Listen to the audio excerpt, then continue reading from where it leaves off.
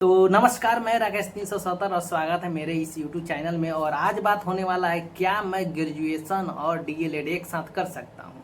क्या नियम क्या कहता है? मुझे एक छोड़ना है तो मैं किसे मान लेते हैं मैं ग्रेजुएशन सेमेस्टर 2 से टीसी ले लेता हूँ, तो क्या मैं साल भर जाऊंगा तो सेमेस्टर 2 में ही मेरा एडमिशन होगा? और ऐसा भी तो कर सकते हैं कि एक कोर्स इग्नू से कर लें और एक कोर्स ऐसा कर लें, और इसके अलावा भी जितना आपका डाउट है सब सोल्व करेंगे। क्योंकि मैं भी बीए पार्ट 1 में 2022 में था और वहां से डीएलएड किया था। ठीक है, तो मुझसे बेटर मुझे लगता है कोई नहीं बता पाएगा। तो सबसे पहले मैं अपना ही कहानी आप लोगों को बता देता हूँ, फिर मैं इस टॉपिक पर आऊँ। मैं 2022 में बीए पार्ट 1 में था और मुझे डीएलएड निकल गया, और डीएलएड में मुझे एडमिशन लेना था और मुझे चाहिए था सीएलसी। मैं कॉलेज गया तो उन लोगों ने कहा आपको टीसी लेना ही पड़ेगा। मैं जुगाड़ उगाड़ लगाया वही पैसा वाला, और टीसी इधर उधर से कहीं करके मैंने इस्तेमाल कर लिया, जाके डीएलएड में एडमिशन भी करा। मगर मैं ये जानता था कि दो कोर्स एक साथ नहीं कर सकते, और मेरे जो टीचर थे वो मुझे गाइड किए और बताए कि देखो भविष्य में ये दिक्कत हो सकता है, तुम एक छोड़ दो। तो जस्ट 7 डेज के अंदर नाम लिखाने जस्ट मैंने एडमिशन रद्द कराया और मैं चला आया। मेरा लिया गया उस समय का फैसला क्या सही था? क्या मैं उस पर आज पछताता हूँ? तो बिल्कुल नहीं पछता, क्योंकि मेरा जो प्लान ए था बिहार दरोगा जनरल कंपटीशन था। ठीक है, और उसके लिए मुझे ग्रेजुएशन चाहिए था, ना कि टीचर। और टीचर मेरा प्लान बी का हिस्सा था बचपन से ही। ठीक है, तो इसलिए मैंने जो मेरा फर्स्ट गोल था मैंने उस पर ध्यान दिया। और इसके अलावा ग्रेजुएशन से नाम नहीं कटाने का एक और फायदा हुआ, मेरा ग्रेजुएशन 3 साल का था और मेरे बाद ही ग्रेजुएशन हो गया 4 साल का। तो 4 साल का ग्रेजुएशन का तो आपको पता ही होगा, ना पढ़ने देता है ना जनरल कंपटीशन का तैयारी करना जाता है, दिन भर एग्जाम, 2 एग्जाम एग्जाम एग्जाम। तो इससे मैं बच गया और मैं अपने फैसला पर मुझे लगता है कि मैं सही साबित हुआ। अब बात करते हैं आपका। तो आप भी सोचिए आपका गोल क्या है। अगर आपका गोल डिसाइड हो जाता है तो ये फैसला लेना आसान हो जाएगा कि आपको करना है। अब बात करते हैं आखिर नियम क्या कहता है। नियम यही कहता है कि 2 रेगुलर कोर्स एक साथ नहीं कर सकते, आपको एक छोड़ना ही पड़ेगा।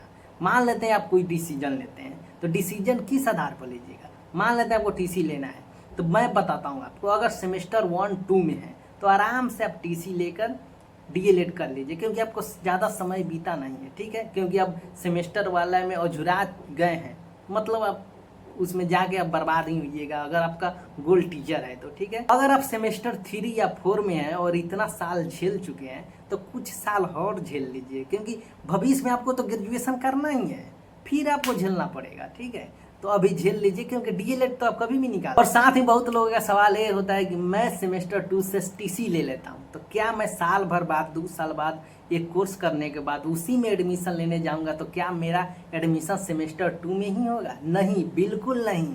आप टीसी लेने का मतलब यही होता है कि आप वहाँ पर पूरा अपना नाम कटवा लिए हैं। आप जब 2 साल बाद वहाँ जाइएगा तो आपका जो सहपाठी है वो सब तो आगे बढ़ चुका है ना। आप जब पिछले वाले के साथ बैठिएगा तो उसका तो रोल नंबर अलग होगा, आपका रोल नंबर अलग होगा। ये कैसे होगा? तो टीसी लेने का मतलब यही होता है कि दोबारा आप जाइएगा तो आपको फिर सेमेस्टर 1 से ही शुरुआत करना पड़ेगा।